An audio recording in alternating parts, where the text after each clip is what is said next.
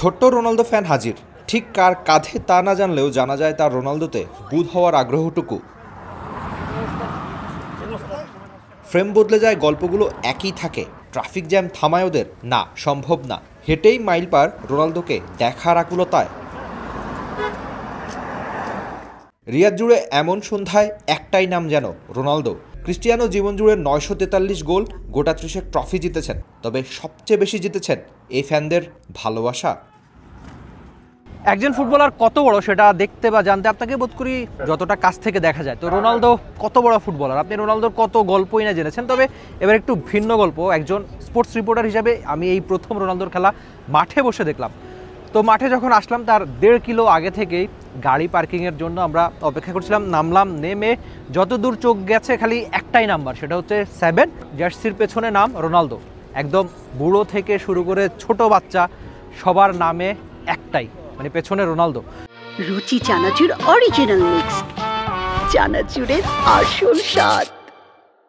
কত বড় ফুটবলার সেটা আপনি আগে পরে অনেক গল্পই জেনেছেন। আজকে এই যে আমার পেছনে যে মাঠটা আপনি দেখতে পাচ্ছেন, এটা হচ্ছে আল নাসেরের হোম ভেন্যু।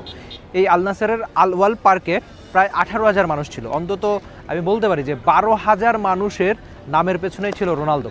আর রোনালদো এমন একটা বড় নাম, সেটা আপনি বিশ্ব ফুটবল সামান্যতম ফলো করলে আপনি জানেন। আর রোনালদোর গোল বা এমন অর্জনের গল্প বলতে চাই না।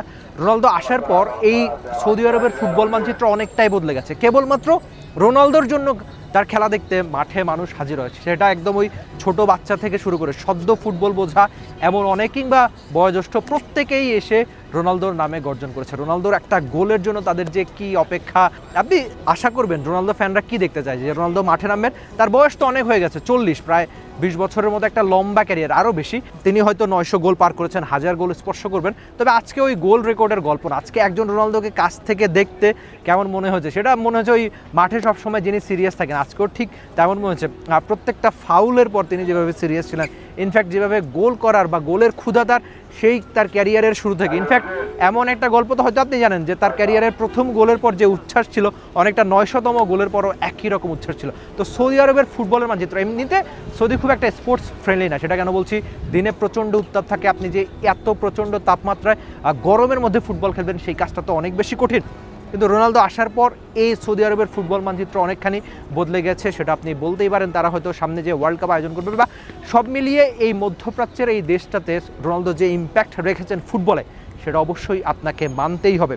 আর সব মিলিয়ে রোনালদোর ম্যাচ কাছ থেকে দেখার এক্সপিরিয়েন্স এটাই যে, মানে লোকটা ছুটতে জানেন, আর হারার আগে হার না মানা। তার জন্য যেসব মানুষ খেলা দেখতে আসে তাদের অন্তত তিনি হতাশ করতে চান না, বা হতাশ করতে তিনি জানেন না।